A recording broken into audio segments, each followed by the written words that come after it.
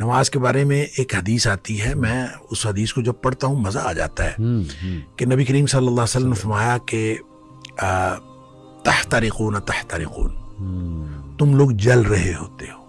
अब देखें, नबी अकरम सल्लल्लाहु अलैहि वसल्लम का कलाम वो है जिनको अल्लाह ने फरमाया, अल्लाह ताला ने नबी पाक सल्लल्लाहु अलैहि वसल्लम, अल्लाह ने मुझे ऊतीतु जवामे अल कलम, मुझे कलाम की जामियत अता की गई, यानी थोड़े अल्फाज से ज्यादा मफहूम निकलता है। वो अल्लाह के नबी दोहरा रहे हैं तहतरिकून तहतरिकून, तुम जल रहे हो, तुम जल रहे हो। सही, गोया गुनाहों की भट्टी में जल रहे हो। हत्ता इदा सल्लैतुमुल फज्र, यहाँ तक कि तुम फजर की नमाज पढ़ लेते हो। गसलतहा, वो उसको धो डालती है। सुम्मा तहतरिकून तहतरिकून, फिर तुम निकलते हो तो फिर वही दुनिया है। सही, वही गुनाह है, वही आंखें, वही समातें, कहाँ कहाँ तुम फिर रहे हो और गुनाह हो रहे हैं। शुक्र है आगे जोहर की नमाज का वक्त आ जाता है। हत्ता इदा सल्लैतुमुज़ ज़ोहर गसलतहा, तुम जोहर की नमाज पढ़ते हो, उसको धो डालती है। यहाँ इसी तरह नबी पाक सल्लल्लाहु अलैहि वसल्लम ने पांचों नमाजों का जिक्र किया। सुम्मा तहतरिकून तहतरिकून, फिर तुम गुनाहों की भट्टी में जल रहे होते हो। आगे नमाज आ जाती है, गसलतहा, वो उसको धो डालती। लेकिन जब इशा की नमाज की बात की ना, तो आपने फरमाया कि हत्ता इदा सल्लैतुमुल इशा गसलतहा, वो उसको धो डालती है। उसके बाद आपने सुम्मा तहतरिकून नहीं फरमाया, आपने फरमाया तो सुम्मा तनामून, फिर तुम सो जाते हो। फिर तुम सो जाते हो, फिर तुम सो जाते हो।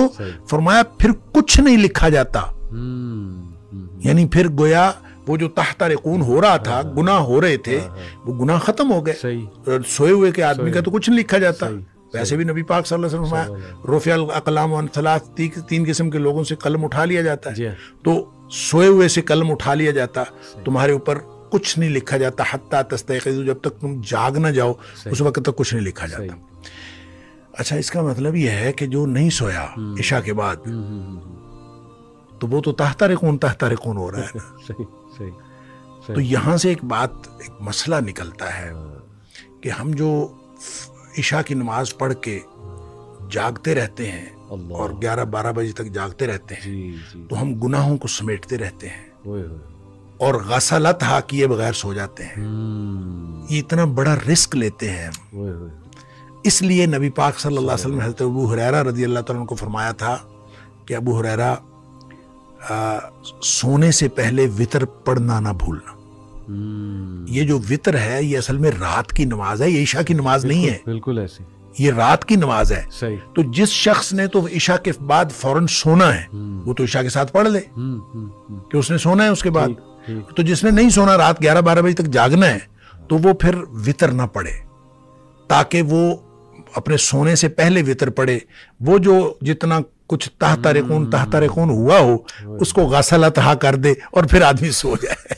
क्या बात है। तो ये प्योरिफिकेशन का निजाम है, एक तत्हीर का अमल है। और ये अल्लाह ताला ने सिस्टम बना दिया है, और इसी सिस्टम के तहत है कि बड़े गुनाहों से तुम बच जाओ, छोटे अल्लाह ताला वैसे माफ